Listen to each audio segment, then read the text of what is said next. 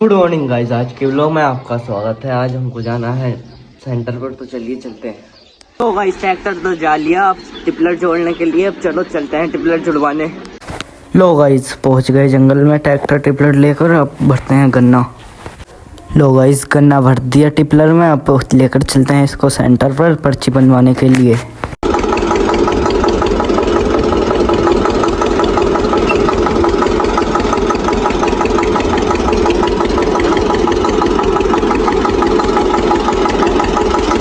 लो guys पहुंच गए centre पर, पर्ची बनवा कर फिर चलते हैं खाद लेने सोसाइटी में।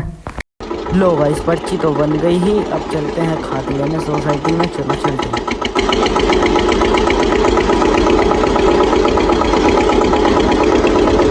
फाइनली गाइस अब हम पहुंच गए सोसाइटी में। अब लेते हैं खाद के कट्टे और चलते हैं घर की तरफ।